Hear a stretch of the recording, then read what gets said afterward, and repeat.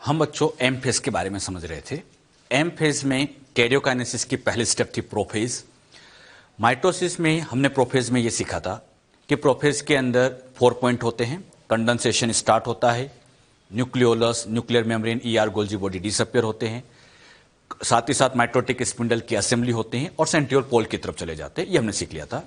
अब बच्चों हम प्रोफेज के बाद अगली स्टेज आती है मेटाफेज, लेकिन उसमें भी हम पहले ले लेते हैं transition to metaphase. Transition to metaphase का मतलब होता है जस्ट मेटाफेज की तरफ मूव कर रहे हैं, मेटाफेज आ ही रही है, उसको हम ट्रांजिशन टू मेटाफेज का नाम दे सकते हैं। हमने बच्चों लेट प्रोफेज में समझ लिया था, ये सारी चीजें डिसअपियर हो रही थी, न्यूक्लियर मेम्ब्रेन। अब बच्चों ट्रांजिशन टू मेटाफेज में क्या होगा, जैसे ही ये न्यूक्लियर मेम्ब्रेन अब यहां से डिसअपियर होगी, न्यूक्लियर मेम्ब्रेन पूरी तरह से गायब होगी। जैसे न्यूक्लियर मेम्ब्रेन पूरी गायब हुई, समझ जाना मेटाफेज आ गई। कंफ्यूज नहीं होना, ध्यान समझना। न्यूक्लियर मेम्ब्रेन का पूरा गायब होना प्रोफेज में ही होता है। न्यूक्लियर मेम्ब्रेन पूरी डिसअपियर प्रोफेज में, और जैसे ये डिसअपियर हुई समझ जाना कि मेटाफेज शुरू हो गई। मतलब न्यूक्लियर मेम्ब्रेन गायब, उसी टाइम मेटाफेज शुरू हुई। जैसे बच्चों न्यूक्लियर मेम्ब्रेन डिसअपियर हुई, बात को समझना, यहां पर अंदर तो भरा होता है न्यूक्लियोप्लाज्म और बाहर साइटोप्लाज्म। अगर ये न्यूक्लियर मेम्ब्रेन यहां से गायब हो गई तो न्यूक्लियोप्लाज्म साइटोप्लाज्म सब मिक्स हो जाएंगे, और आगे आप देखो ये न्यूक्लियोप्लाज्म साइटोप्लाज्म सब मिक्सअप है, सब कुछ मिक्स हो गए। और साथ ही साथ ये जितने भी क्रोमोसोम आपको दिख रहे हैं, ये क्रोमोसोम साइटोप्लाज्म में बिखर जाएंगे। मतलब यहां क्रोमोसोम ऐसे रैंडमली साइटोप्लाज्म में ऐसे बिखर जाते। तो हमने क्या सीखा, न्यूक्लियर मेम्ब्रेन टूटी मतलब मेटाफेज शुरू। वो पूरी खत्म भी प्रोफेज में हो जाती है। जैसे न्यूक्लियर मेम्ब्रेन पूरी खत्म हुई, मेटाफेज शुरू हुई। न्यूक्लियोप्लाज्म साइटोप्लाज्म सब कुछ आपस में मिक्सअप हो चुके हैं, सारे क्रोमोसोम रैंडमली साइटोप्लाज्म में बिखर गए। अब ध्यान रखना, क्रोमोसोम कहां चुके हैं, साइटोप्लाज्म में। अब इन्हीं क्रोमोसोम के साथ धीरे धीरे यहां पर ऐसे स्पिंडल फाइबर जुड़ना चालू होते हैं। मतलब इन क्रोमोसोम के साथ ऐसे स्पिंडल फाइबर यहां पर ऐसे अटैच होना शुरू हो गए। और आप लोग सभी जानते हैं, क्रोमोसोम के ऊपर स्पिंडल फाइबर जहां अटैच है, इस स्ट्रक्चर का नाम, यहां पर ये जिस पॉइंट पर अटैच है, बताइए ये स्ट्रक्चर क्या कहलाती है, जहां पर ये अटैच होते हैं। हाँ, डिस्क लाइक स्ट्रक्चर, काइनेटोकोर। तो इस काइनेटोकोर के ऊपर, ये जो काइनेटोकोर आपको दिख रहा है, ये काइनेटोकोर है। इस काइनेटोकोर के ऊपर ये स्पिंडल फाइबर अटैच होते हैं। कौन सी फेज में, मेटाफेज में। आप प्रोफेज के डायग्राम को ध्यान से देखो। माइटोसिस के केस में, माइटोसिस पढ़ रहे हैं, माइटोसिस के केस में कभी भी प्रोफेज के अंदर स्पिंडल फाइबर क्रोमोसोम से नहीं जुड़ते। और इसलिए नहीं जुड़ पाते क्योंकि यहां पे बच्चों ये न्यूक्लियर मेम्ब्रेन है, और जब तक ये मेम्ब्रेन रहेगी ये स्पिंडल फाइबर आगे यहां जुड़ ही नहीं सकते। तो न्यूक्लियर मेम्ब्रेन तोड़ने का एक पर्पस ये भी होता है कि न्यूक्लियर मेम्ब्रेन टूटेगी, तभी जाके ये स्पिंडल फाइबर क्रोमोसोम से जुड़ पाएंगे। बात समझ में? तो अच्छे सुनना, स्पिंडल फाइबर का क्रोमोसोम से अटैच होना, ये सब कुछ मेटाफेज में ही होता है। ये मेटाफेज में होता है। अभी आप देखोगे क्रोमोसोम ऐसे रैंडमली साइटोप्लाज्म में बिखरे। सिखाने के लिए मैंने 2 क्रोमोसोम बनाए, लेकिन अपनी सेल में से तो ऐसे 46 होते हैं, और जितने भी 46 क्रोमोसोम हैं सारे के सारे रैंडमली बिखरे होंगे। यहां सब कुछ रैंडमली बिखरा होगा। तो यहां पर अपनी सेल में सारे 46 क्रोमोसोम होंगे। जैसे कोई क्रोमोसोम यहां पे होगा, कोई क्रोमोसोम यहां होगा, ऐसे सब रैंडमली बिखरे होंगे। और सभी के साथ ऐसे बच्चों यहां पर स्पिंडल फाइबर ऐसे, यहां पर सबके साथ ऐसे स्पिंडल फाइबर अटैच हो चुके हैं। सबके साथ ऐसे स्पिंडल फाइबर बाइंड अप हो जाते हैं। क्रोमोसोम रैंडमली बिखरे, मतलब ये ट्रांजिशन टू मेटाफेज है। डायग्राम भी ध्यान रखना। अब बच्चों अभी तो क्रोमोसोम बिखरे हुए, अब ये धीरे धीरे सारे क्रोमोसोम सेल के बीच में आके अरेंज होते हैं, और सेल के इस बीच वाली लाइन का नाम होता है इक्वेटर। अच्छा, जहां ये सेंट्रियोल होते हैं, इस एरिया का नाम बोलो पोल, इसका नाम पोल। तो ये तो कहलाते हैं पोल, और मिडिल लाइन का नाम इक्वेटर। अभी तो बिखरे हुए। अब अगली स्टेज में क्या होगा कि ये क्रोमोसोम सेल के बिल्कुल मिडिल पार्ट, मतलब ये भी मिडिल, ये भी मिडिल, ये भी मिडिल, मिडिल पार्ट पर अरेंज होंगे, मतलब इक्वेटर पर अरेंज होते हैं। तो अगली स्टेज में यही होगा। जो बात यहां पर अभी समझाई, क्लियर हुई सबको अच्छे से? यहां पे बच्चों फिर से सिखाने के लिए मैंने यही डायग्राम ट्रांजिशन टू मेटाफेज का यहां बनाया। अभी क्रोमोसोम बिखरे हुए, अब ये क्रोमोसोम यहां आएंगे, यहां मतलब इक्वेटर। तो क्रोमोसोम का ऐसे इक्वेटर पे जाना, ये बच्चों मेटाफेज में हो जाएगा। ये ट्रांजिशन टू मेटाफेज है। जैसे ही मेटाफेज आएगी, ये सारे क्रोमोसोम ऐसे इक्वेटर पे आके अरेंज होना शुरू होंगे। तो क्रोमोसोम ऐसे इक्वेटर पे आते हैं, कौन सी फेज में, मेटाफेज में। मेटाफेज की अगर हम बात करें तो मेटाफेज में आप देखोगे ये क्रोमोसोम भी इक्वेटर पे, ये क्रोमोसोम भी ऐसे इक्वेटर पे, ऐसे ये सारे क्रोमोसोम इक्वेटर पे जमा हो जाते हैं। और जब ये इक्वेटर पे जमा होते हैं तो इक्वेटर पे एक ऐसी प्लेट बनती है, और यहां पर ये जो पूरी प्लेट बनेगी, इसी प्लेट को नाम दे दिया गया इक्वेटोरियल प्लेट या मेटाफेजिक प्लेट। इक्वेटोरियल प्लेट क्यों कहा? इक्वेटर पे बनी है। मेटाफेज स्टेज में बनी तो मेटाफेज प्लेट कहते हैं।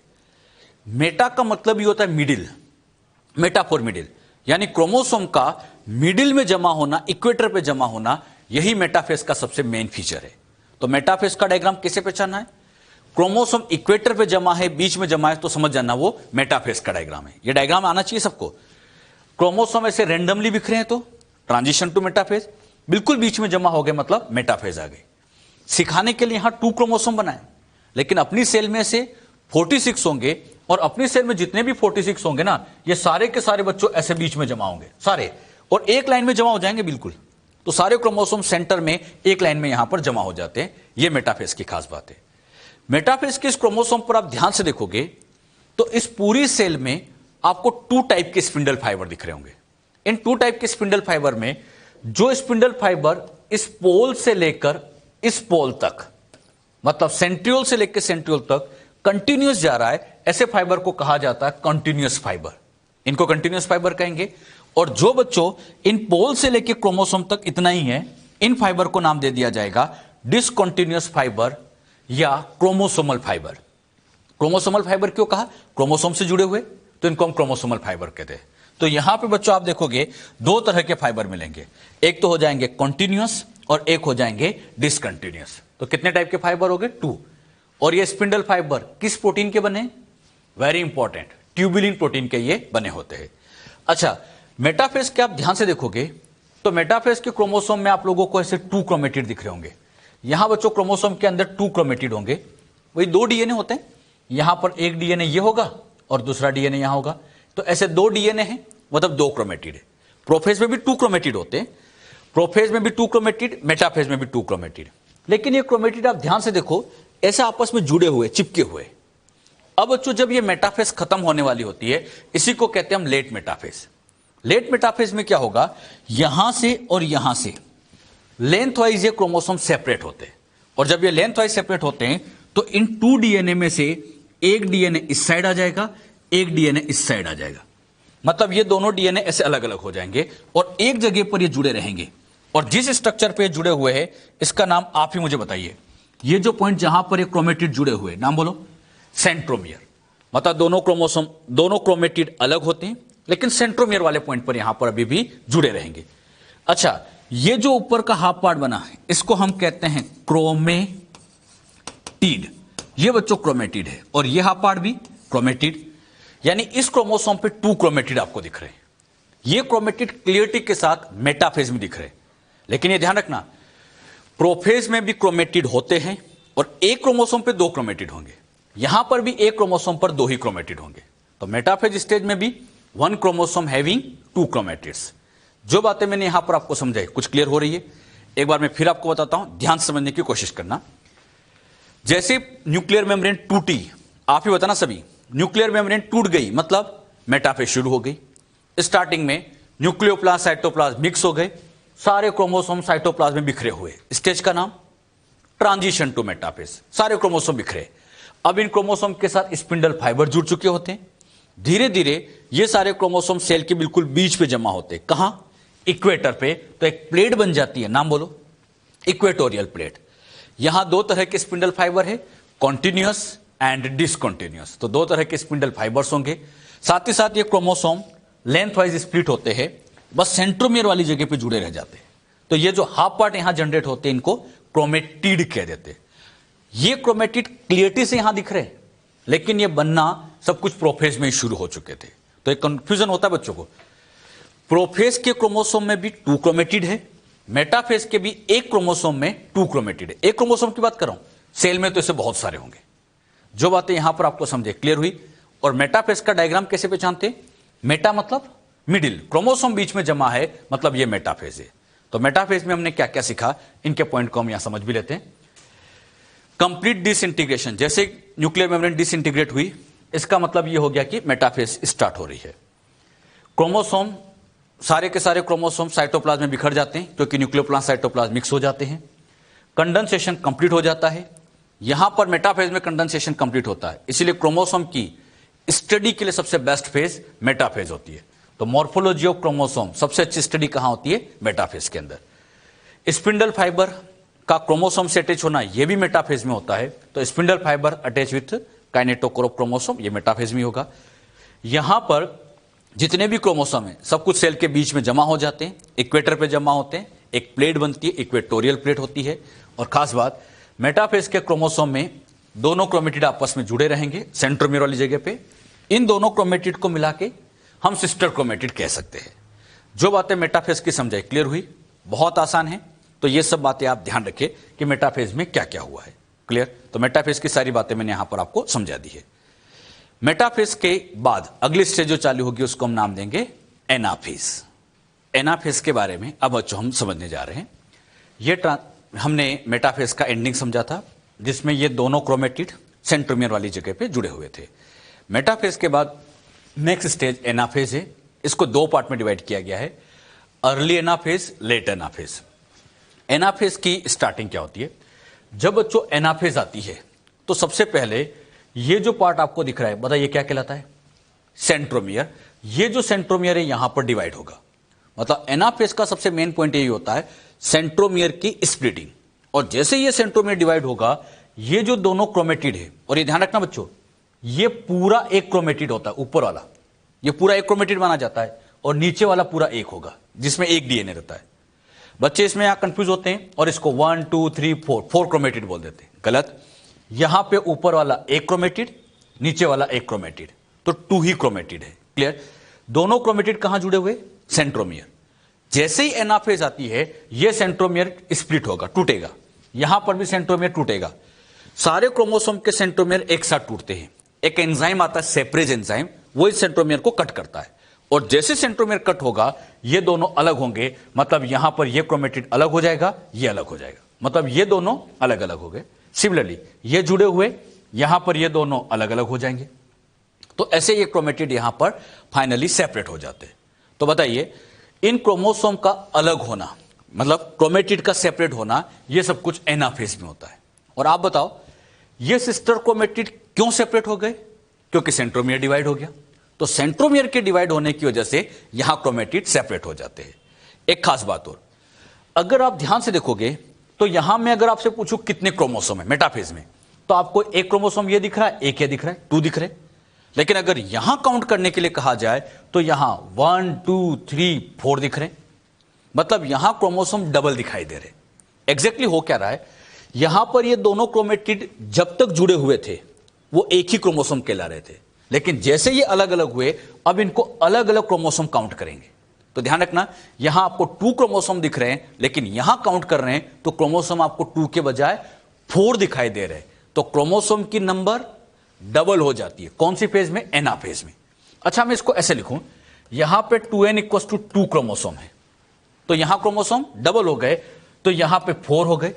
और क्रोमोसोम डबल है तो प्लोइडी भी डबल लिखनी पड़ेगी, मतलब 2n का ये 4n हो जाएगा। तो क्रोमोसोम की प्लोइडी का डबल होना यह भी बच्चों एक तरह से एनाफेज में होता है। और प्लोइडी डबल क्यों?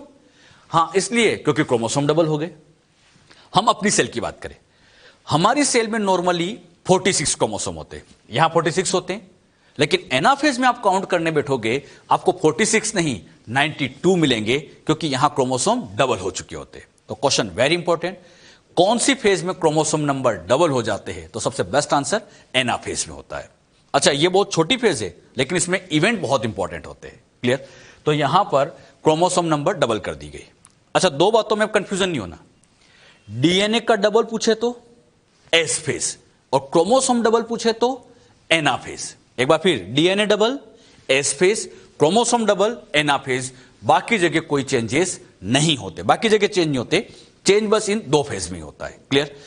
यहां पे बच्चों होगा क्या, ये जो क्रोमोसोम अलग अलग हो चुके हैं, अब इन क्रोमोसोम को इस पोल की तरफ पहुंचाएंगे। ये सेंट्रल वाला एरिया, इसको क्या कहेंगे? पोल। मतलब ये क्रोमोसोम इस पोल की तरफ जाएंगे और इधर वाले क्रोमोसोम इस पोल की तरफ जाएंगे। यानी क्रोमोसोम को ऐसे अपोजिट पोल की तरफ भेजा जाएगा, और ये भेजने का काम स्पिंडल फाइबर करेंगे। ये स्पिंडल फाइबर इसको इधर की तरफ खींचेंगे, ये वाले इसको इधर खींचेंगे, तो इधर के क्रोमोसोम इधर चले जाएंगे, इधर वाले इधर आ जाएंगे। मतलब क्रोमोसोम ऐसे आधे आधे बढ़ जाएंगे। कौन सी फेज में? एनाफेज में। अच्छा, एनाफेज के एंड में हम देखेंगे तो वाकई में यहां पर ये जो क्रोमोसोम इधर वाले दिख रहे थे, ये क्रोमोसोम यहां पहुंच चुके होंगे और ये वाले यहां पहुंच चुके होंगे। यानी क्रोमोसोम ऐसे पोल की तरफ चले जाते। एक वेरी इंपॉर्टेंट लाइन, क्रोमोसोम का पोल की तरफ जाना, क्रोमोसोम का पोल की तरफ जाना कौन सी फेज में? एनाफेज में। मैं बच्चों आपसे 3 क्वेश्चन पूछता हूं और मैक्सिमम टाइम बच्चे इस क्वेश्चन में गड़बड़ियां करते। सोच समझ के आंसर देना, ध्यान से आंसर देना। सेंट्रियोल का पोल की तरफ जाना, सेंट्रियोल की बात कर रहा हूं, सेंट्रियोल का पोल की तरफ जाना प्रोफेज में होता है। ये क्रोमोसोम है, मैं सेंट्रियोल बोल रहा हूं, कंफ्यूज नहीं होना, ये जो सेंट्रियोल है। तो सेंट्रियोल का पोल की तरफ जाना प्रोफेज, क्रोमोसोम का इक्वेटर आना मेटाफेज, और क्रोमोसोम का पोल की तरफ जाना एनाफेज। ये 3 क्वेश्चन बड़े कंफ्यूज करते हैं। एक बार फिर बोल देता हूं, centriole pole prophase, chromosome equator metaphase, chromosome move to pole anaphase. तो ये इस तरह के अगर क्वेश्चन पूछे जाए तो आपको आना चाहिए। अच्छा, जब ये स्पिंडल फाइबर इसको ऐसे खींच रहा है तो आप ध्यान से देखोगे, ये सेंट्रोमियर जो है, ये सेंट्रोमियर वाला एरिया, यहां पर आप देखोगे तो ये सेंट्रोमियर वाला जो एरिया आपको दिखाई दे रहा है, ये बच्चों ऐसे आगे की तरफ जा रहा है, मतलब सेंट्रोमियर आगे की तरफ जा रहे हैं, लीड करते हुए जा रहे हैं, और इसकी जो ये आर्म से पीछे की तरफ आ जाती है। यानी जब क्रोमोसोम पोल की तरफ जा रहे हैं तो इस लीडिंग एज पे, लीडिंग एज मतलब लीड करता हुआ कौन जा रहा है, तो लीडिंग एज पर सेंट्रोमियर होगा और उसकी जो आर्म होती है वो पीछे की तरफ आ जाती है। और जैसे ये क्रोमोसोम की आर्म पीछे आती है, आपको क्रोमोसोम का एक शेप बनता हुआ दिख रहा है। तो इसीलिए क्रोमोसोम की शेप की स्टडी के लिए सबसे बेस्ट फेज होता है एनाफेज। याद रखना, शेप के लिए एनाफेज। बाकी जितनी भी स्टडी है, मॉर्फोलॉजिकल स्टडी है, कैरियोटाइपिक स्टडी है, सब कुछ मेटाफेज में होती है। एक बार फिर बोल देता हूं, शेप की स्टडी एनाफेज, बाकी सब कुछ मेटाफेज में। मैं कहूं किसी ऑर्गेनिज्म के क्रोमोसोम काउंट करना है तभी मेटाफेज, सारा काम मेटाफेज में होगा, बस शेप के लिए एनाफेज आता है। क्लियर? जो बातें यहां पर आपको समझे, क्लियर हुई? एनाफेज में हमने क्या क्या सीखा? एनाफेज में एक तो सेंट्रोमियर डिवाइड हुआ, यहां पर सेंट्रोमियर स्प्लिट हुआ, और सेंट्रोमियर स्प्लिट हुआ तो यहां पर क्रोमेटिड, सिस्टर क्रोमेटिड एक तरह से सेपरेट हुए। फिर क्या सिखाया? क्रोमोसोम की प्लोइडी डबल हो जाती है, ये क्रोमोसोम पोल की तरफ जाते हैं, और जब ये पोल की तरफ जा रहे होते हैं, सेंट्रोमियर लीडिंग एज पे होगा और उसकी आर्म्स पीछे की तरफ लटक जाती है। क्लियर? अच्छा, ये आर्म एक तरह से इक्वेटर की तरफ आ जाती है, आर्म्स टूवर्ड द इक्वेटर आ जाती है। तो जो हमने सीखा इसको नोट भी कर लेते हैं। Centromere split, sister chromatid separate हो जाते हैं, नंबर ऑफ क्रोमोसोम डबल हो जाते हैं या प्लोइडी भी डबल हो जाती है, क्रोमेटिड या chromosome move to opposite pole, chromosome ऐसे पोल की तरफ जाते हैं।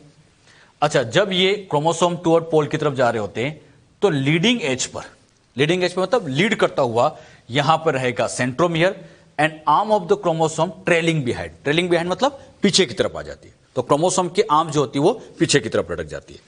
जो बातें यहां पर आपको समझाई, क्लियर हुई? ये बच्चों हमने एनाफेज की बातें समझी है। क्लियर? हमने अभी तक प्रोफेज समझ लिया, मेटाफेज समझ लिया, एनाफेज समझ लिया। एक लास्ट पार्ट और बचता है और वो है टीलोफेज। टीलोफेज की बातें हम आपको समझते हैं। ये बच्चों लेट एनाफेज में हमने सीखा था, क्रोमोसोम में से पोल की तरफ जा रहे, ये सीख चुके हैं। अब बच्चों आता है टीलोफेज। टीलोफेज में जो इवेंट्स होते हैं, जो हमने प्रोफेज में सीखा है, एक तरह से उसका उल्टा काम होता है। इसीलिए टीलोफेज को कहा जाता है रिवर्स प्रोफेज। यहां प्रोफेज का सारा रिवर्स काम होता है। अच्छा, यहां पर होता है क्या है, डायग्राम समझते हैं। क्रोमोसोम के अंदर आप ध्यान से देखोगे तो ये जो एनाफेज के क्रोमोसोम है, ये क्रोमोसोम अब धीरे धीरे ऐसे थ्रेड मतलब क्रोमेटीन में चेंज हो जाते हैं। यहां सबसे मेन पॉइंट यही है, क्रोमोसोम वापस क्रोमेटीन में चेंज हो जाते हैं, मतलब एक तरह से डीकंडेंसेशन होता है। अच्छा, प्रोफेज में क्या होता था? कंडेंसेशन। यहां उल्टा होता है, डीकंडेंसेशन मतलब क्रोमोसोम वापस क्रोमेटीन में कन्वर्ट हो जाते हैं। क्लियर? अच्छा, क्रोमोसोम जब क्रोमेटीन में आ जाते हैं तो अब यहां पर आपको क्रोमोसोम दिखाई नहीं देते। यहां तक तो ये क्रोमोसोम अलग अलग पहचाने जा रहे थे, लेकिन ये सब बच्चों से थ्रेड की फॉर्म में आ जाते हैं। अब आपको क्रोमोसोम दिखाई नहीं देंगे, यानी क्रोमोसोम अपनी आइडेंटिटी लॉस कर देते हैं, क्रोमोसोम अपनी पहचान खो देते हैं। यहां तक तो क्रोमोसोम पहचाने जा रहे थे, लेकिन यहां तो क्रोमेटिन आ गया, थ्रेड आ गए, और ये थ्रेड सब उलझ जाएंगे। यानी क्रोमोसोम ने अपनी पहचान खो दी। कौन सी फेज में आके? टीलोफेज। तो टीलोफेज में क्रोमोसोम ने अपनी पहचान को खो दिया। साथ ही साथ इन क्रोमेटिन के चारों तरफ अब धीरे धीरे से न्यूक्लियर मेम्ब्रेन बनने लगेगी, तो न्यूक्लियर मेम्ब्रेन वापस आ जाएगी। प्रोफेज में क्या पड़ा था? न्यूक्लियर मेम्ब्रेन डिसअपियर होती है, यहां न्यूक्लियर मेम्ब्रेन वापस आ जाती है। यहीं पर ये बच्चों ये न्यूक्लियोलस वापस आ गई। प्रोफेज में न्यूक्लियोलस गायब हुई थी, यहां वापस आ जाती है। प्रोफेज में हमने सीखा था ईआर गोल्जी बॉडी डिसअपियर, यहां ईआर गोल्जी बॉडी वापस आ जाती है। कहने की बात इतनी सी है, जो चीजें प्रोफेज में डिसअपियर होती हैं वही वापस टीलोफेज में रीअपियर हो जाती है। क्लियर? तो हमने टीलोफेज में क्या क्या सीखा, पॉइंट को नोट भी कर लेते हैं।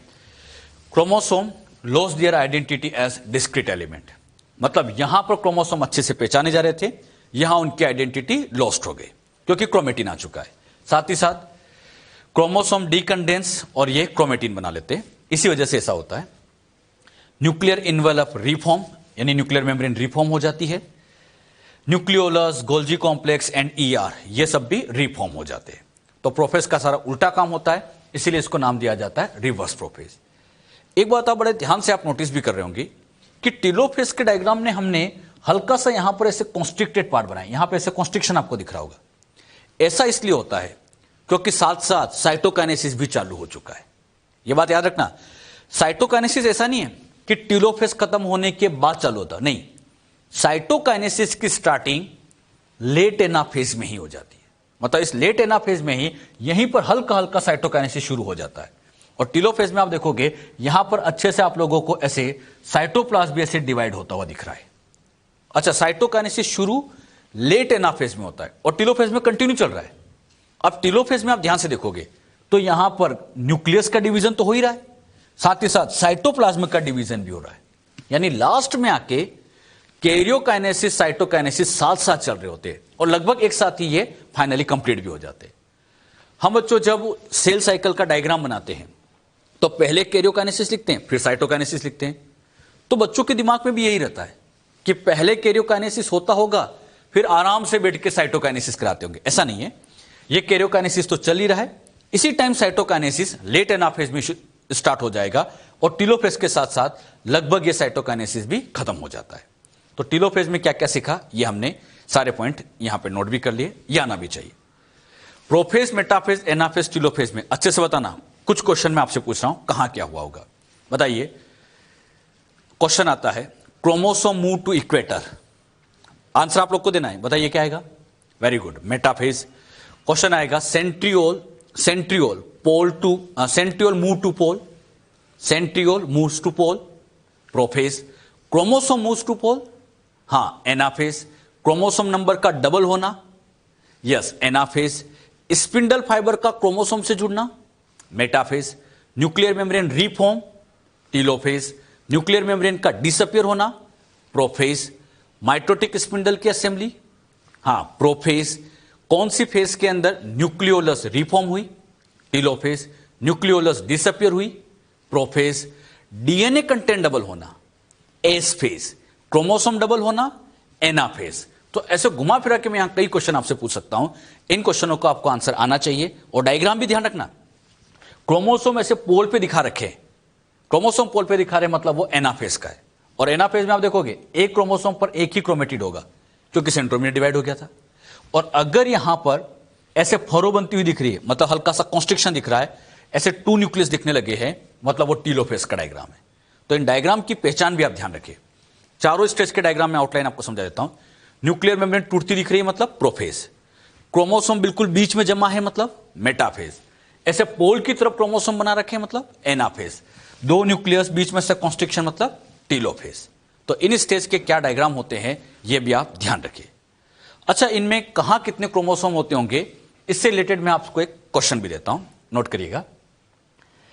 N onion root tip cell divide by mitosis, find out chromosome number and DNA content in each phase of its cell cycle.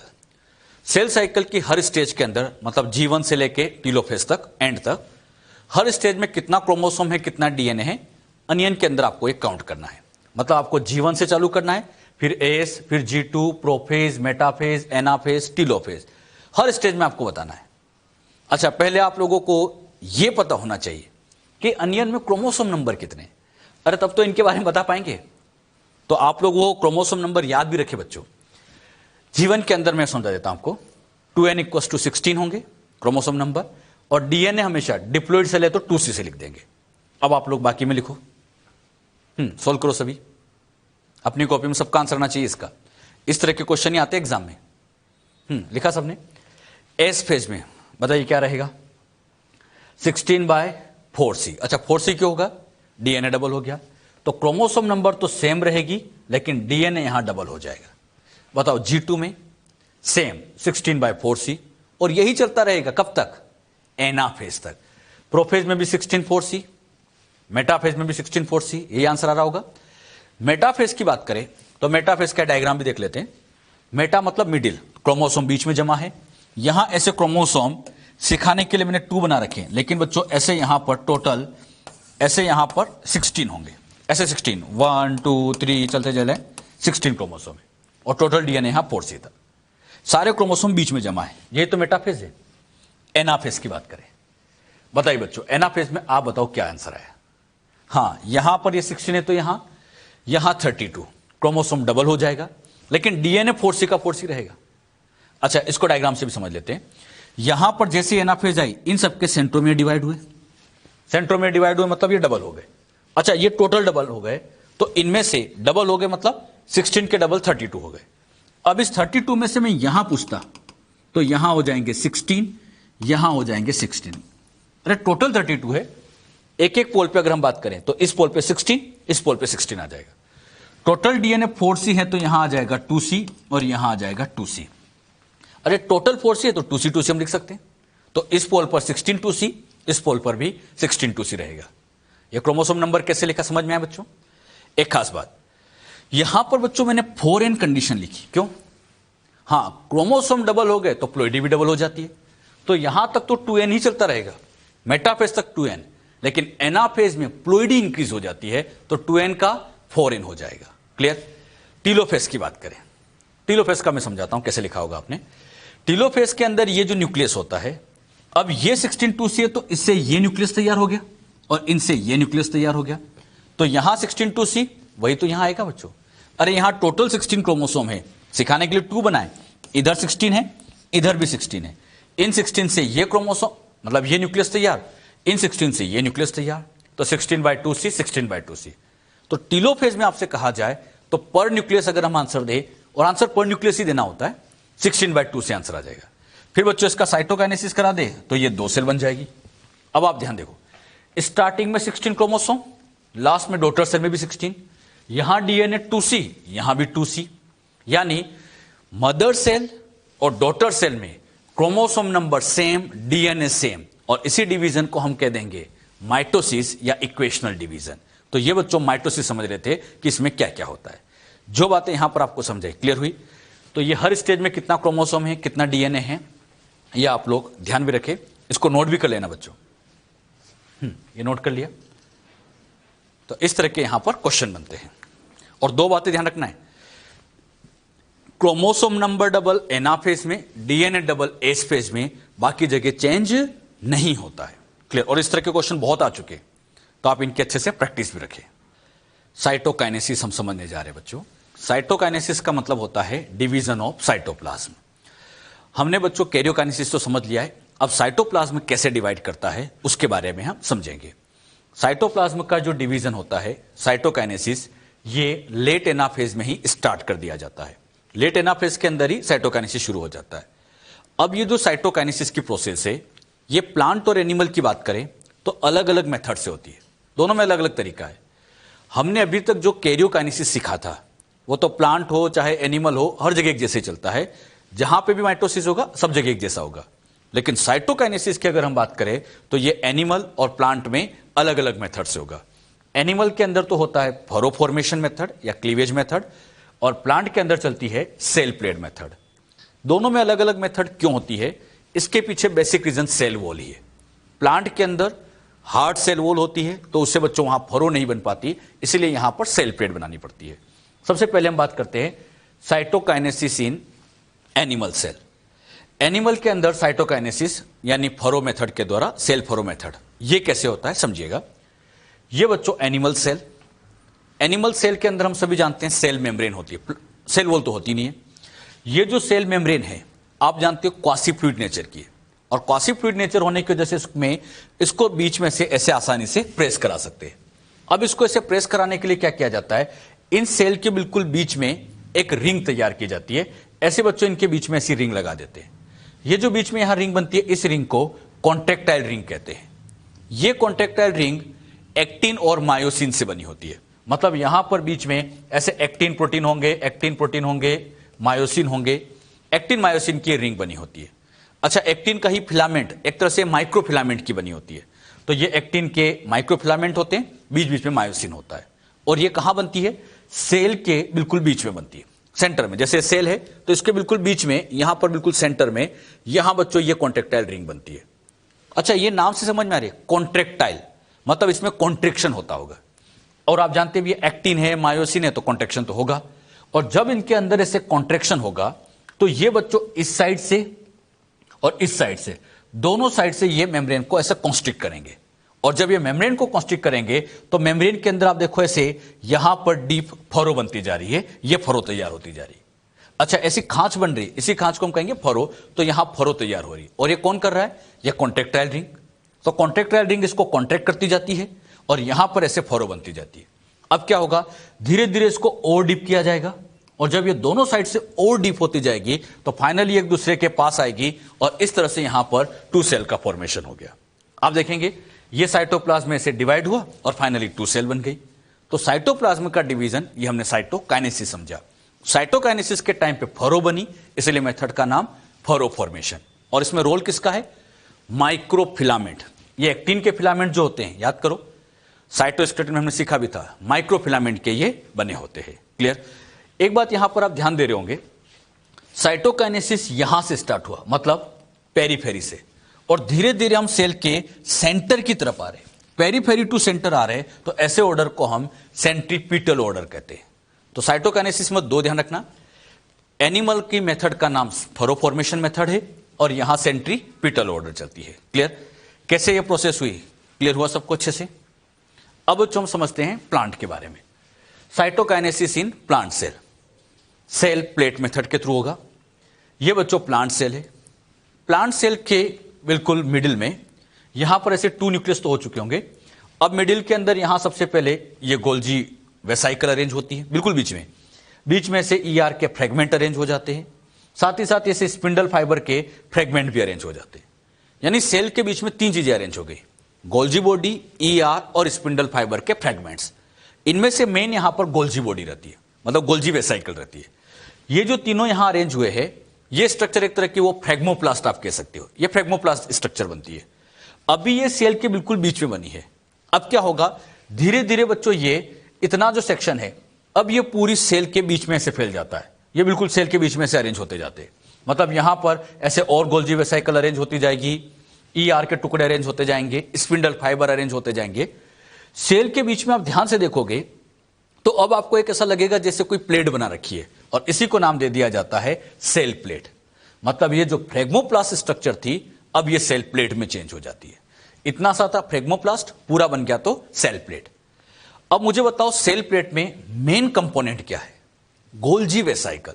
और हम जब गोल्जी बॉडी के फंक्शन समझ रहे थे, वहां आया भी था, गोल्जी बॉडी का एक फंक्शन होता है प्लांट के अंदर सेल प्लेट का फॉर्मेशन, और यही तो बच्चों हम समझ रहे हैं। अच्छा, ये जो बच्चों गोल्जी वेसाइकल से ये वेसाइकल आपस में फ्यूज होने लगती है, ये वेसाइकल सब आपस में फ्यूज होती है और साथ ही साथ रिलीज करती है कैल्शियम एंड मैग्नीशियम पैक्टेट। समझ में आना चाहिए, कैल्शियम पैक्टेट, मैग्नीशियम पैक्टेट, मतलब यही सेल प्लेट धीरे धीरे ऐसे बच्चों यहां पर मिडिल लेमिला में चेंज हो जाती है। मतलब यही सेल प्लेट फिर मिडिल लेमिला में चेंज हो जाती है, क्योंकि इसने क्या रिलीज किया? कैल्शियम पैक्टेट, मैग्नीशियम पैक्टेट, और उन्हीं से मिडिल लेमिला तैयार होगी। और मिडिल लेमिला बनने के बाद यहां पर ऐसे सेल वॉल का फॉर्मेशन होगा, जो कि एक तरह की प्राइमरी सेल वॉल होगी। तो प्राइमरी सेल वॉल बनेगी, फिर उसके बाद सेकेंडरी बनती जाएगी, और इस तरह से यहां पर दो सेल तैयार हो जाती है।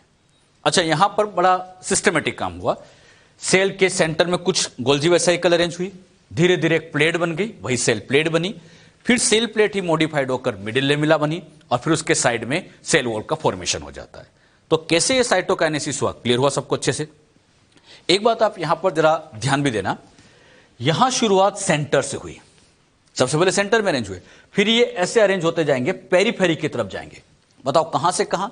Centre to periphery. और सेंटर टू पेरीफेरी जा रहे हैं तो यहां सेंट्रीफ्यूगल ऑर्डर होता है। तो प्लांट में साइटोकाइनेसिस का ऑर्डर पूछे तो आप सेंट्रीफ्यूगल ऑर्डर बताएंगे।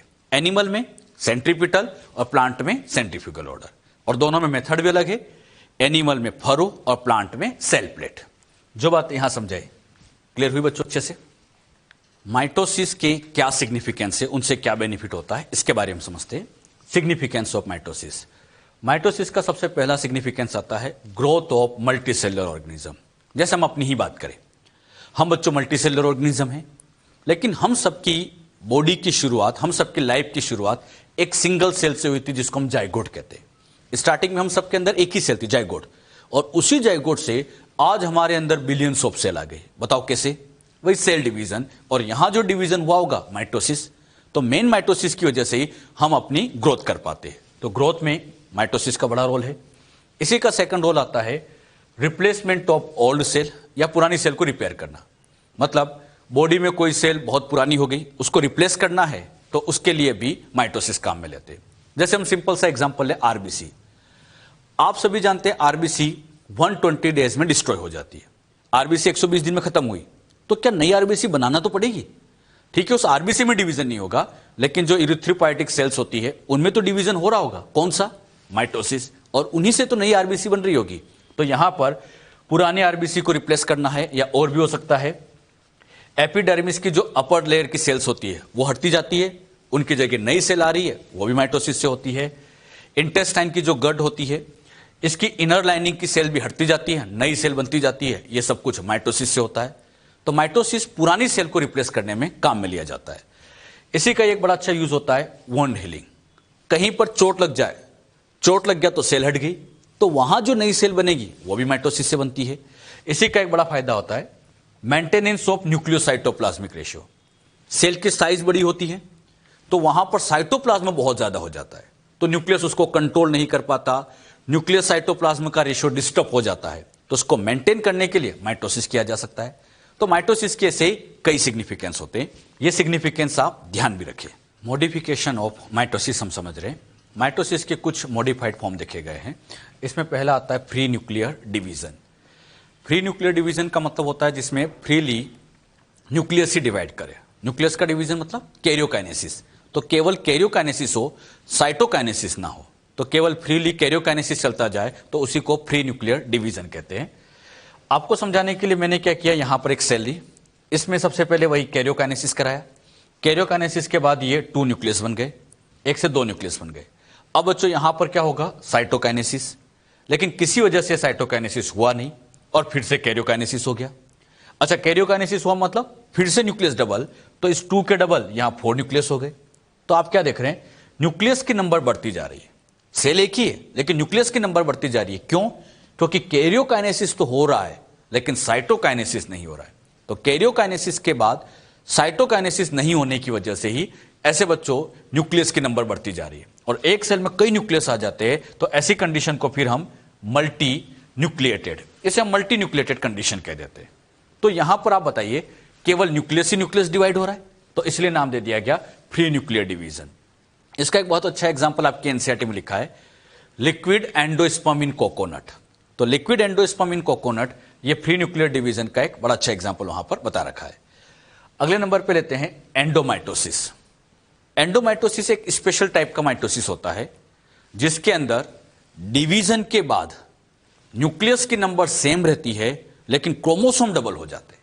यानी एक ही न्यूक्लियस में क्रोमोसोम का डबल हो जाना, इसी को बच्चों कहा जाता है एंडोमाइटोसिस। ये एंडोमाइटोसिस एक स्पेशल पॉइजन की वजह से होता है जिसका नाम आपने सुना होगा, कोल्चिसिन। कोल्चिसिन की वजह से एंडोमाइटोसिस हो जाता है। ये कोल्चिसिन स्पिंडल फाइबर के फॉर्मेशन को रोक देता है और इसी वजह से ये एंडोमाइटोसिस की प्रोसेस प्रमोट होती है। कोल्चिसिन जब स्पिंडल फाइबर के फॉर्मेशन को रोकता है तो इससे डिवीजन मेटाफेज में रुक जाता है।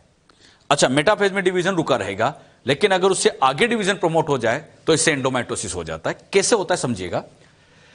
ये बच्चों प्रोफेज स्टेज है। इसके अंदर आप लोगों को एक ही न्यूक्लियस दिख रहा है और उस न्यूक्लियस के अंदर आपको 2 क्रोमोसोम नजर आ रहे हैं। मतलब 1 न्यूक्लियस हैविंग 2 क्रोमोसोम। एक न्यूक्लियस के अंदर यहां पर 2 क्रोमोसोम है। क्लियर। अब बच्चों यहां पर साइटोप्लाज्म के अंदर वही एस्ट्रल रेस बन रही होगी, स्पिंडल फाइबर बनना शुरू हुए होंगे। इसी टाइम सेल के अंदर एक केमिकल डाल दिया गया, कोल्चिसिन। यहां पे कोल्चिसिन डाल दिया जाए। कोल्चिसिन क्या करता है, स्पिंडल फाइबर बनने नहीं देता, मतलब यहां स्पिंडल फाइबर का फॉर्मेशन बंद हो गया, स्पिंडल फाइबर नहीं बनने देता है। अब जो होता क्या है, स्पिंडल फाइबर नहीं बनेंगे तो डिवीजन रुकेगा। जब तक कोल्चिसिन अपना काम कंप्लीट कर पाता है तब तक मेटाफेज तो आई जाती है। अच्छा, जब मेटाफेज आ जाती है, न्यूक्लियर मेम्ब्रेन यहां टूट जाती है, ये क्रोमोसोम ऐसे बिखर जाते हैं। लेकिन एक बात आप ध्यान दे रहे होंगे, क्रोमोसोम के साथ यहां स्पिंडल फाइबर नहीं जुड़े। क्यों? हां, इसलिए नहीं जुड़ पाए क्योंकि कोल्चिसिन ने स्पिंडल फाइबर के फॉर्मेशन को बंद कर दिया। इसका काम ही यही है, स्पिंडल फाइबर बंद कर देना। अच्छा, स्पिंडल फाइबर नहीं बन पाते, डिवीजन यहीं रुका रहता है, यहीं रुका रहेगा। मेटाफेज में आके डिवीजन को रोक देता है। लेकिन अगर यह डिवीजन आगे प्रमोट करना है तो एक स्पेशल चीज का होना जरूरी होता है जिसे कहा जाता है एपीसी। एपीसी का फुल फॉर्म होता है एनाफेज प्रमोटिंग कॉम्प्लेक्स, या एनाफेज प्रमोटिंग फैक्टर भी आप कह सकते हो। एनाफेज को प्रमोट करने वाला कॉम्प्लेक्स, अगर इसके अंदर एपीसी मिला दिया जाए, अगर ये मिला दिया जाए तभी जाके ये मेटाफेज से एनाफेज में प्रमोट होगा। और अगर एनाफेज में प्रमोट हो गया एपीसी की वजह से, तब तो फिर एनाफेज आते ही इनके यहां पर सेंट्रोमियर डिवाइड होंगे, मतलब ये क्रोमेटिड अलग अलग हो जाएंगे। लेकिन एक खास बात, यहां क्रोमोसोम 2 के बजाय 4 हो गए क्योंकि सेंट्रोमियर डिवाइड हो गया। अच्छा, क्रोमोसोम डबल हो गए, मतलब क्रोमोसोम 2n के बजाय 4n इक्वल टू 4 हो गया। यहां 2 क्रोमोसोम थे, यहां 4 हो गए, डबल हो गए। लेकिन ये क्रोमोसोम प्रॉपर डिस्ट्रीब्यूट नहीं हो पाएंगे। क्यों? स्पिंडल फाइबर नहीं, और जब स्पिंडल फाइबर नहीं है तो क्रोमोसोम प्रॉपर डिस्ट्रीब्यूट नहीं हो पाते। अब बच्चों, जब क्रोमोसोम का प्रॉपर बंटवारा नहीं हो रहा था तो सेल ने समझदारी दिखाते हुए इन सबके चारों तरफ, जैसे एनाफेज आएगी, इन सबके चारों तरफ केवल एक ही न्यूक्लियर मेम्ब्रेन बना दी, क्योंकि प्रॉपर डिस्ट्रीब्यूट हो नहीं रहे थे। अच्छा, प्रॉपर डिस्ट्रीब्यूट नहीं हो रहे थे तो सबके चारों तरफ एक ही मेम्ब्रेन बना दी, एक ही न्यूक्लियर मेम्ब्रेन तैयार। अब आप देखो, यहां पर न्यूक्लियस 1, यहां पर भी 1 है, मतलब न्यूक्लियस तो एक ही रहा, लेकिन क्रोमोसोम यहां 2 के बजाय 4 हो गया। तो एक ही न्यूक्लियस में क्रोमोसोम का डबल हो जाना, इसी को हम एंडोमाइटोसिस कहते हैं। यह सब इस कोल्चिसिन की वजह से हो रहा है।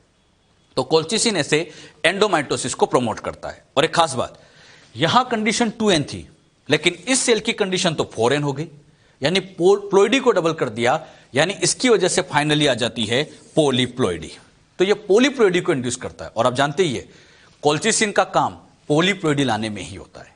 तो कोल्चिसिन की वजह से फाइनली ये पोलीप्लोइडी आ जाती है, लेकिन उसके साथ साथ एपीसी का होना भी जरूरी होता है। जो बात यहां आपको समझे, क्लियर हुई? आउटलाइन आपको देता हूं। एंडोमाइटोसिस किसे कहते हैं? ऐसा डिवीजन जिसमें न्यूक्लियस के नंबर सेम रहे लेकिन क्रोमोसोम नंबर पर न्यूक्लियस डबल हो जाए, उसे हम एंडोमाइटोसिस कहते हैं। यह सब कोल्चिसिन की वजह से होता है और फाइनली यहां पोलीप्लोइडी आती है। तो क्या हमने सीखा? Duplication of chromosome without division of nucleus. Nucleus तो डिवाइड नहीं किया, क्रोमोसोम डबल हो गए। अच्छा, ये पोलीप्लोइडी को इंड्यूस करता है अल्टीमेटली। ये सब मतलब वही क्रोमोसोम के सेट को डबल करा देता है। कोल्चिसिन पोलीप्लोइडी इंड्यूस कराता है प्लांट के अंदर। कोल्चिसिन एक माइटोटिक पॉइजन होता है जो स्पिंडल फाइबर के फॉर्मेशन को रोक देता है। ये एंडोमाइटोसिस के कुछ खास स्पेशल पॉइंट है। अगले नंबर पे आता है एंडोरीडुप्लीकेशन। एंडोरीडुप्लीकेशन में क्या होता है कि एक ही क्रोमोसोम के अंदर डीएनए कंटेंट बढ़ने लग जाता है। मतलब यहां पर क्रोमोसोम एक है, एक क्रोमोसोम में जैसे एक डीएनए था, रेप्लिकेट हुआ तो 2 हो गया, लेकिन इसके अंदर बार बार डीएनए रेप्लिकेशन होता जाता है। ऐसे यहां पे बार बार डीएनए रेप्लिकेशन होता जाता है और एक ही क्रोमोसोम में कई बार 512 डीएनए या इसके भी डबल हो जाते हैं। और जब क्रोमोसोम में इतने डीएनए हो जाएंगे, यानी एक तरह से इतने क्रोमेटिड हो जाएंगे, ये सेपरेट नहीं हो पाते और इसी से कंडीशन आती है पोलीटेनी। और इस पोलीटेनी से क्रोमोसोम बना है, नाम बोलो, पोलीटीन क्रोमोसोम, सलाइवरी ग्लैंड क्रोमोसोम। वो एक तरह का एंडो रीडुप्लीकेशन ही है। एंडो रीडुप्लीकेशन में क्या होता समझना, एक ही क्रोमोसोम के अंदर डीएनए की नंबर बहुत ज्यादा हो जाए, क्रोमोसोम एक ही है पर डीएनए बहुत ज्यादा बढ़ जाए तो उसको पोलीटेनी कहते हैं। और ये सब एंडो रीडुप्लीकेशन कहलाता है। The polytene chromosome formed by process of endomitosis. अच्छा, क्रोमेटिड रेप्लिकेट हो जाते हैं लेकिन वो सेपरेट नहीं हो पाते। रेप्लिकेशन तो हो गया, इतने सारे क्रोमेटिड सेपरेट नहीं हो पाए, इसी कंडीशन को हम पोलीटेनी कहते हैं। एक स्पेशल टाइप का डिवीजन और आपने सुना होगा amitosis. Amitosis direct cell division है।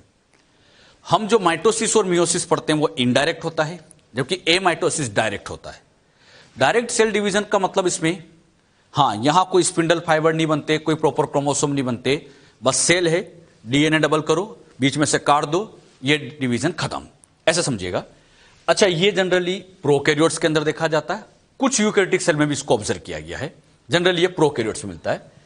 ये सेल है, अब इस सेल के अंदर ये डीएनए यहां बैठा है, तो सबसे पहले क्या होगा, डीएनए का रेप्लिकेशन। डीएनए डबल कर दिया, मतलब ये डीएनए था, एक कॉपी और तैयार कर दी। अब जो डीएनए रेप्लिकेशन करने के बाद दोनों को अलग अलग कर देंगे। यहां पर सेल के अंदर सबसे पहले इन्वेजिनेशन होता है, ऐसे इन्वेजिनेशन होता है, फिर ये इन्वेजिनेशन ऐसे कंटिन्यू होता जाएगा, और फिर बच्चों सेल सेपरेट होकर 2 सेल बना लेती है। तो यहां हुआ क्या, डीएनए डबल किया, बीच में से काटा, 2 सेल तैयार हो गई। ना कोई स्पिंडल फाइबर बने, ना कोई क्रोमोसोम बने, ना कोई हिस्टोन का चक्कर, कुछ नहीं है, बस डीएनए डबल करो, बीच में से काट दो, खत्म, डायरेक्ट काम हो रहा है। इसलिए इसको हम डायरेक्ट डिवीजन कहते हैं। एग्जाम्पल हम पूछे तो प्रोकैरियोट के अंदर एक तरह का जो बाइनरी फिजन है वो एमाइटोसिस ही है। जो बातें यहां पर आपको समझाई, क्लियर हुई बच्चों अच्छे से? नेक्स्ट सेल डिवीजन बच्चों हम समझने जा रहे हैं, वो है मियोसिस। मियोसिस बच्चों ऐसा डिवीजन होता है जिसमें डॉटर सेल में क्रोमोसोम नंबर मदर सेल के कंपैरिजन में हाफ हो जाते। अगर मदर सेल में 46 है तो डॉटर सेल में 23 हो जाएंगे। हाफ हो जाना, इसी को कहा जाता है मियोसिस। तो ऐसा डिवीजन जिसमें क्रोमोसोम नंबर हाफ करेंगे, डीएनए भी हाफ करेंगे, ऐसे डिवीजन को हम मियोसिस कहते हैं। मियोसिस बच्चों मेनली हायर ऑर्गेनिज्म के अंदर रिप्रोडक्टिव सेल्स के अंदर चलते हैं, जिससे फाइनली गैमिट का फॉर्मेशन किया जाता है। यानी मियोसिस का मेन पर्पस होता है गैमिट फॉर्मेशन के लिए ये डिवीजन इंपॉर्टेंट होता है। आप लोगों को समझाने के लिए ये बच्चों यहां पर एक डिप्लॉइड सेल ली है। इस डिप्लॉइड सेल को हमें मियोसिस से डिवाइड करना है। जब भी बच्चों मियोसिस की बात आती है तो मियोसिस में हमेशा 2 बार डिवीजन करना पड़ता है। इसमें सबसे पहला डिवीजन चलता है जिसको हम कहते हैं मियोसिस फर्स्ट। मियोसिस फर्स्ट में ये 2n सेल ऐसे बच्चों n सेल में कन्वर्ट हो जाती है, 2n से n बन जाता है। अब बच्चों ये जो सेल बनी है इसमें एक बार और डिवीजन होता है, उसे हम नाम दे देते हैं मियोसिस सेकंड। और जब मियोसिस सेकंड चलेगा तो फाइनली बच्चों ऐसी 4 सेल्स बन जाती है। अच्छा, ये पूरा मिला के मियोसिस है, ये पूरा मिला के मियोसिस है जिसमें एक्चुअली में 2 डिवीजन हुए। कौन कौन से? Meiosis first and meiosis second. और फाइनली बच्चों ऐसी 4 डॉटर सेल का फॉर्मेशन होता है। माइटोसिस में 2 डॉटर सेल बनती है, जबकि मियोसिस में ऐसी कंप्लीट मियोसिस के बाद ऐसी 4 सेल्स बनती है। अच्छा, 2n से n का बनना, क्रोमोसोम का हाफ करना, ये मियोसिस में हो जाता है। जैसे यहां पर क्रोमोसोम 46 लेते हैं तो यहां पर ऐसे 23 आ जाएंगे, भाई ये 2n n है, क्रोमोसोम हाफ हो जाएंगे। अब ये जो मियोसिस सेकंड होगा ये एक तरह से माइटोसिस के जैसा ही होता है, और माइटोसिस के जैसा होगा तो यहां n से वापस n बना है, मतलब यहां 23 तो यहां पे बच्चों क्रोमोसोम नंबर 23 रहेंगे। Meiosis second same as mitosis, इसको माइटोसिस के जैसा हम कह सकते हैं, और इसको हमें ज्यादा समझने की जरूरत भी नहीं पड़ती है। हमें जो मेनली समझना पड़ता है वो है meiosis first. Meiosis second mitosis के जैसे ही होता है, क्रोमोसोम नंबर सेम यहां रहती है, मतलब एक तरह का ये इक्वेशनल डिवीजन है। अच्छा, मियोसिस फर्स्ट में क्रोमोसोम हाफ होते हैं तो ये रिडक्शनल डिवीजन है, यहां 23 से 23 रहे। मियोसिस सेकंड में 23 से 23 रहे, इसका मतलब ये हो जाएगा इक्वेशनल डिवीजन। तो मियोसिस फर्स्ट रिडक्शनल, सेकंड वाले को हम कहेंगे इक्वेशनल डिवीजन। अच्छा, एक बात हमें यह समझ में नहीं आती है, मियोसिस का मतलब है क्रोमोसोम हाफ करना। क्रोमोसोम हाफ करना मतलब 46 से 23 करना, ये तो मियोसिस फर्स्ट में ही हो गया। मियोसिस फर्स्ट में ही क्रोमोसोम हाफ हो गया, तो फिर इस मियोसिस सेकंड की क्या जरूरत है? मतलब क्यों ये मियोसिस सेकंड करना पड़ता है? अरे क्रोमोसोम हाफ करना था, फर्स्ट में हो चुका है, फिर सेकंड की रिक्वायरमेंट क्यों पड़ी है? हाँ, मियोसिस सेकंड की रिक्वायरमेंट इसलिए पड़ती है क्योंकि मियोसिस फर्स्ट में डीएनए कंटेंट हाफ नहीं होता। ऐसे समझो आप, यहां पर डीएनए को मैं 2C से लिखता हूं, सी वर्ड आ गया मतलब डीएनए, ध्यान रखा करो, यहां डीएनए 2C है। मियोसिस फर्स्ट के बाद आगे हम डिटेल में समझेंगे कि यहां पर भी डीएनए अभी भी 2C ही रहता है, मतलब डीएनए सी हुआ ही नहीं, हाफ हुआ ही नहीं। तो इस डीएनए को सी करने के लिए मियोसिस सेकंड चलाना पड़ता है, जहां ये 2C से फाइनली सी बनता है, यहां पे बच्चों ऐसे सी का फॉर्मेशन हो जाएगा। तो मुझे बताइए, मियोसिस फर्स्ट में क्रोमोसोम हाफ हो जाते हैं, तो मियोसिस सेकंड क्यों चलाया गया? डीएनए कंटेंट को हाफ करने के लिए मियोसिस सेकंड चलाना भी जरूरी है। तो दोनों मियोसिस का होना, मतलब फर्स्ट और सेकंड दोनों का होना जरूरी है। फर्स्ट क्यों? क्रोमोसोम हाफ करने के लिए। सेकंड क्यों? डीएनए हाफ करने के लिए। तो हमने यही सीखा, मियोसिस फर्स्ट में क्रोमोसोम नंबर हाफ हो जाते हैं, इससे बच्चों रिडक्शनल डिवीजन या हेट्रोटाइपिक डिवीजन, क्रोमोसोम हाफ हो जाते हैं, डिफरेंट टाइप की सेल बनी, तो इसे हेट्रोटाइपिक डिवीजन भी कहते हैं। मियोसिस सेकंड में क्रोमोसोम नंबर तो सेम रहते हैं बट डीएनए अमाउंट हाफ हो जाएगा। अच्छा, इसमें क्रोमोसोम नंबर सेम रहते हैं, इसी रिस्पेक्ट में इसको होमोटाइपिक या इक्वेशनल डिवीजन कहा जाता है। तो ये ध्यान रखिएगा, ये रिडक्शनल है और ये इक्वेशनल डिवीजन होता है। अच्छा, ये जो मियोसिस की प्रोसेस होती है ये हो कहां रही है? तो रिप्रोडक्टिव सेल्स के अंदर हो रही होगी। जब मियोसिस को हम डिटेल में पढ़ेंगे तो आगे एक बात आपको सिखाई जाएगी कि मियोसिस के अंदर क्रॉसिंग ओवर होता है। क्रॉसिंग ओवर मतलब जो नॉन सिस्टर क्रोमेटिड्स होते हैं, आगे हम समझेंगे इसको, उनमें जीन ऐसे एक्सचेंज हो जाती है। तो यहां जीन एक्सचेंज होने की वजह से ये डॉटर सेल आपस में डिफरेंट हो जाती है। अच्छा, मदर सेल से तो डिफरेंट है ही, क्योंकि यहां क्रोमोसोम आप देखो हाफ ही दिख रहा है। तो डॉटर सेल मदर सेल से तो डिफरेंट है ही, साथ ही ये आपस में भी एक दूसरे से डिफरेंट होती है ड्यू टू क्रॉसिंग ओवर। तो मियोसिस के अंदर क्रॉसिंग ओवर होने की वजह से डॉटर सेल मदर सेल से डिफरेंट है, as well as in respective daughter cell से भी डिफरेंट रहेगी। जेनेटिकली ये डिफरेंट रहती है। ये जो बात आपको अभी समझाई, क्लियर हुई सबको अच्छे से? चाहे तो आप इसको नोट करना चाहे तो कर भी लीजिएगा बच्चों। हमने क्या सीखा? मियोसिस टर्म फार्मर एंड मुरे, दो साइंटिस्ट ने दी है। रिडक्शनल डिवीजन है, क्रोमोसोम नंबर हाफ करते हैं, साथ साथ डीएनए भी हाफ करना होता है। अच्छा, ये रिप्रोडक्टिव सेल्स में होता है गैमेट बनाने के लिए। It produce 4 haploid cell. अच्छा, और ये cell genetically different from each other as well as mother cell. तो मदर सेल और ईच अदर ये आपस में डिफरेंट होती है। ये जो बातें समझाइए आप ध्यान भी रखिएगा। आपको समझाने के लिए मैंने क्या किया, ये एक सेल ली जो कि डिप्लॉइड है, इसमें सिखाने के लिए क्रोमोसोम नंबर 46 डीएनए 2C ले लिया और मैंने कहा बच्चों इसको मियोसिस से डिवाइड करो। मैं एक बेसिक आइडिया आपको मियोसिस का समझा रहा हूं, बेसिक समझा रहा हूं, डिटेल में हम आगे समझेंगे। जब भी डिवीजन कोई भी हो, चाहे माइटोसिस हो चाहे मियोसिस हो, दोनों ही डिवीजन के अंदर सबसे पहले डिवीजन की प्रिपरेशन करते हैं और उन तैयारियों का नाम इंटरफेस। इस इंटरफेस के 3 सेक्शन है, आप बताइए कौन कौन से?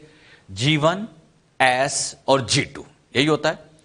अब G1, S, G2 में क्या होता है ये बच्चों हम पहले ही समझ चुके हैं। जो हमने माइटोसिस में सीखा था वही बातें यहां पर भी होगी, अलग से समझाने की जरूरत नहीं है। हां, आप बताना रेप्लिकेशन कहां होगा? वेरी गुड, S फेज में, ट्यूबुलिन प्रोटीन G2 फेज में, तो ये आप सभी जानते हैं। अच्छा, यहां S फेज में रेप्लिकेशन हो जाएगा, मतलब ये डीएनए 2C से कितना हो जाएगा बच्चों? 4C हो जाएगा, लेकिन क्रोमोसोम तो 46 का 46 ही रहेगा। तो क्रोमोसोम 46 रहेंगे, डीएनए डबल हो जाएगा। अच्छा, G2 के बाद अब यहां पर चलेगी मियोसिस फर्स्ट। मियोसिस फर्स्ट है तो इसमें जो प्रोफेज आएगी, G2 के बाद आई प्रोफेज, तो यहां प्रोफेज को क्या कह देंगे? Prophase first. इसके बाद आ जाएगी मेटाफेज फर्स्ट। मैंने बच्चों शॉर्ट में एम फर्स्ट लिखा, मतलब मेटाफेज फर्स्ट है। तो प्रोफेज फर्स्ट के बाद मेटाफेज फर्स्ट, मेटाफेज फर्स्ट के बाद एनाफेज फर्स्ट, एनाफेज फर्स्ट के बाद टीलोफेज फर्स्ट। ये मेटाफेज है, ये एनाफेज है, ये टीलोफेज है, यही। अच्छा, फर्स्ट क्यों लगा दिया? क्योंकि मियोसिस फर्स्ट था, तो यहां सब जगह फर्स्ट फर्स्ट लगा दिया। फिर साइटोकाइनेसिस के बाद ऐसी 2 सेल्स बनेगी। अच्छा, ये 2n है तो ये n हो जाएगी।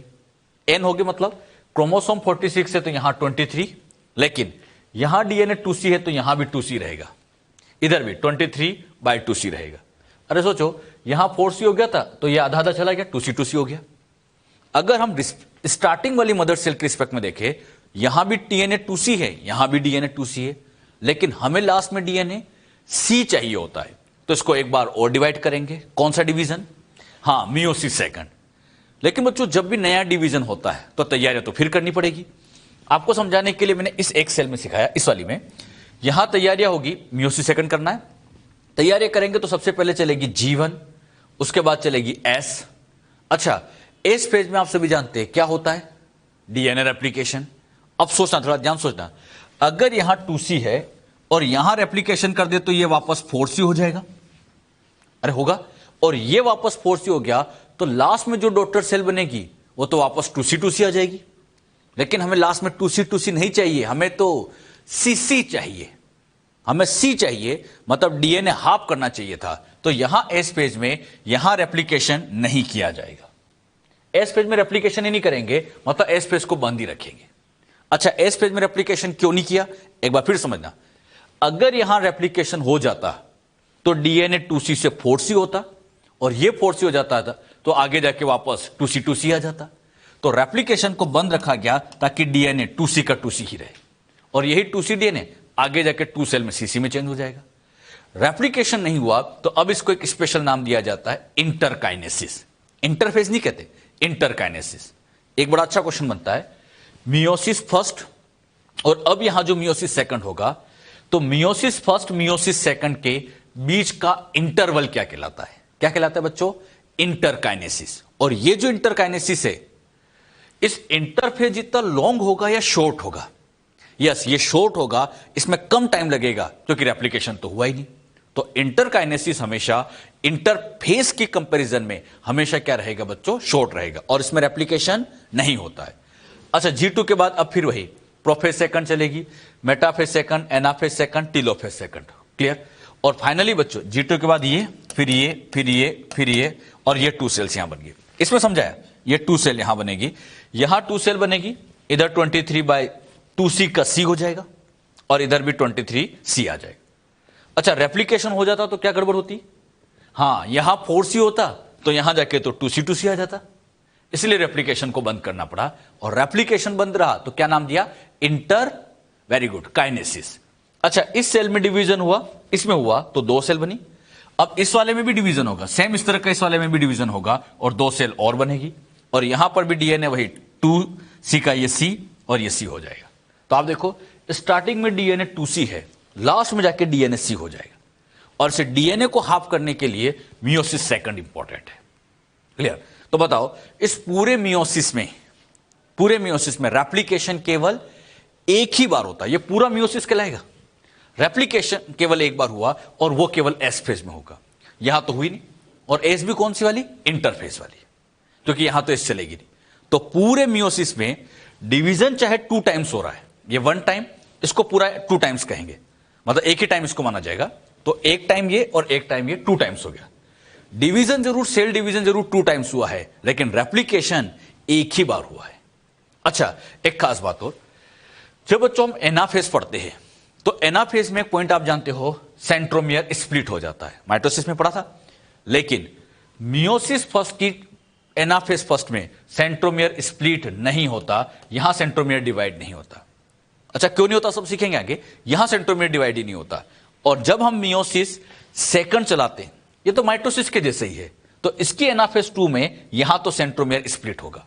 तो फिर मेरा एक बड़ा अच्छा क्वेश्चन, इस पूरे होल मियोसिस में सेंट्रोमियर की स्प्लिटिंग 1 टाइम या 2 टाइम? हां, केवल और केवल एक बार होगा, और वो भी मियोसिस सेकंड में जाके होगा। तो पूरे मियोसिस में सेंट्रोमियर की स्प्लिटिंग केवल एक बार होती है। अच्छा, कौन कितनी बार है ढंग से बताना। सेल डिवीजन 2 बार, 2 टाइम्स। Nuclear division 2 times. अरे न्यूक्लियस यहां भी डिवाइड होगा, यहां भी डिवाइड होगा। ये प्रोफेज मेटाफेज क्या है? कैरियोकाइनेसिस तो है, न्यूक्लियर डिवीजन ही तो है।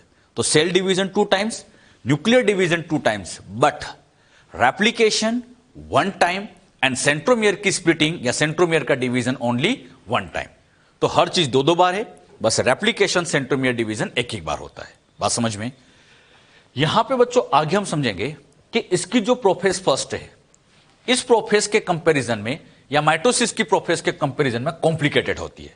और इसी प्रोफेज फर्स्ट को फर्दर 5 सब पार्ट में डिवाइड किया गया।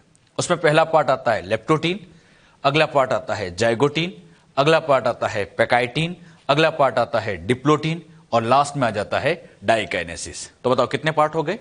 5। लेप्टोटीन, जाइगोटीन, पैकाइटीन, डिप्लोटीन और डाइकाइनेसिस। ऐसे कई बार ऐसे भी याद रखते हैं, लालू जय प्लेन से दीपिका देखे, इस तरह से इसको आप ध्यान भी रख सकते हैं। ये बच्चों टोटल 5 स्टेज होती है मियोसिस में। यही 5 स्टेप सबसे इंपॉर्टेंट है, सबसे इंपॉर्टेंट। यहां से हर साल एक नए क्वेश्चन आ ही जाता है बच्चों, तो आप लोग ध्यान रखिएगा, ये 5 स्टेप हमारे लिए बहुत इंपॉर्टेंट है। आगे की बातें समझना कोई बड़ी बात नहीं है। मियोसिस सेकंड तो बिल्कुल माइटोसिस के जैसा ही है, इनके पॉइंट भी बहुत आसान है। बस हमें इस प्रोफेज फर्स्ट के जो 5 स्टेप होती है, ये बहुत ध्यान समझना। ये प्रोफेज ही है, मतलब G2 के बाद लेप्टोटीन चलेगी, जाइगोटीन, पैकाइटीन, डिप्लोटीन, डाइकाइनेसिस। उसके बाद डाइकाइनेसिस के बाद फिर ये मेटाफेज फर्स्ट आ जाएगी और फिर आगे डिवीजन चलेगा। यानी इस प्रोफेज को ही हमने फर्दर 5 सब पार्ट में डिवाइड कर रखा है। बात आती है इन प्रोफेज फर्स्ट में होता क्या है। इन प्रोफेज फर्स्ट में, इन 5 स्टेप में एक सबसे मेन काम होता है, होमोलोगस क्रोमोसोम के नॉन सिस्टर क्रोमेटिड्स के अंदर जीन का एक्सचेंज होता है, यानी क्रॉसिंग ओवर किया जाता है। यानी इसी प्रोफेज फर्स्ट के 5 स्टेप में क्रॉसिंग ओवर होता है। इसको ऐसे समझिएगा आप, ये एक क्रोमोसोम है, ये क्रोमोसोम है, ये बच्चों क्रोमोसोम 1 है, ये भी 1 है, और 1 मतलब सेम टाइप के क्रोमोसोम को हम नाम दे सकते हैं होमोलोगस। ये बच्चों होमोलोगस क्रोमोसोम है, इन क्रोमोसोम को होमोलोगस कहते हैं। इस होमोलोगस क्रोमोसोम के ये दोनों क्रोमेटिड, ये दोनों तो कहलाते सिस्टर क्रोमेटिड। अच्छा, ये दोनों भी सिस्टर, एक ही सेंट्रोमेयर पे जुड़े मतलब सिस्टर, लेकिन मैं इस रेड और इस ब्लू की बात करूं तो ये आपस में कहलाएंगे नॉन सिस्टर। एक बार फिर से, ये दोनों रेड वाले सिस्टर क्रोमेटिड, ब्लू वाले सिस्टर, बट ये रेड और ये ब्लू आपस में क्या कहलाएंगे? Non sister chromatid. अब इन नॉन सिस्टर क्रोमेटिड का यहां से एक पार्ट कट होता है, यहां से इसका पार्ट कट होता है, और इसका पार्ट उठ के यहां आ जाएगा और इसका पार्ट उठ के यहां चला जाएगा, मतलब इनमें से एक्सचेंज हो जाएगा। ये वाला पार्ट इसे एक्सचेंज हो गया, और इसी एक्सचेंज वाली प्रोसेस को क्रॉसिंग ओवर कहते हैं। अब सोच समझ के बताना, क्रॉसिंग ओवर किस में हुई? सिस्टर क्रोमेटिड या नॉन सिस्टर? Non sister. तो होमोलोगस क्रोमोसोम के नॉन सिस्टर क्रोमेटिड्स में जीन का एक्सचेंज होता है, इसी को हम कह देते हैं क्रॉसिंग ओवर। और इसी क्रॉसिंग ओवर को करने के लिए ये 5 स्टेप चलाई जाती है। क्रॉसिंग ओवर के लिए ही यहां पे बच्चों ये 5 स्टेप चलाई गई। तो इन 5 स्टेप को चलाने का पर्पस क्या है? क्रॉसिंग ओवर करना। अब इन 5 स्टेप में स्टार्टिंग की जो लेप्टोटीन जाइगोटीन है, यहां पर क्या होगा? क्रॉसिंग ओवर करने के लिए पहले होमोलोगस क्रोमोसोम ऐसे आपस में पेयरिंग करते हैं, फिर उनके बीच में जीन एक्सचेंज होता है, क्रॉसिंग ओवर होता है, फिर अलग हो जाते हैं। 3 काम है, पहले पेयरिंग का काम, फिर क्रॉसिंग ओवर का काम, और फिर अलग अलग करने का काम। इनमें से लेप्टोटीन और जाइगोटीन के अंदर, ये जो लेप्टोटीन जाइगोटीन है, इनके अंदर पेयरिंग से रिलेटेड इवेंट्स होंगे कि क्रोमोसोम पेयर अप करे। पैकाइटिन के अंदर यहां पे बच्चों एग्जैक्टली क्रॉसिंग ओवर होगा इस स्टेज में, और इन दोनों स्टेज में क्रोमोसोम को अलग अलग किया जाएगा। अब वो कैसे किया जाता है, इसको हम बच्चों आगे डिटेल में समझेंगे। हमें इन्हीं को डिटेल में समझना है, तो ये क्रॉसिंग ओवर कैसे किया जाता है इसके बारे में डिटेल में आपको आगे समझा दिया जाएगा। क्लियर? जितनी बातें यहां पर अभी समझाई, ये क्लियर हो रही है अच्छे से? अच्छा, मियोसिस में क्या बताया ये सब आप ध्यान रखिएगा। क्लियर हुआ? इंटरकाइनेसिस किसको कहते हैं?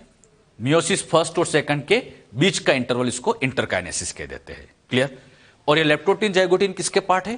प्रोफेज फर्स्ट के ही पार्ट होते हैं। क्लियर? हमने जो सीखा मियोसिस के अंदर, cell division 2 times, nuclear division 2 times, replication 1 time, centromere division 1 time. Clear? तो यह भी ध्यान रखना कौन कितनी बार होता है। यहां पर मैंने एक मियोसिस का एक इंट्रोडक्शन आपको समझा दिया है। अब ये जो 5 स्टेप थी, लेप्टोटीन जाइगोटीन प्रोफेज फर्स्ट में क्या होता है, इन सबको डिटेल में हम आगे अब समझेंगे।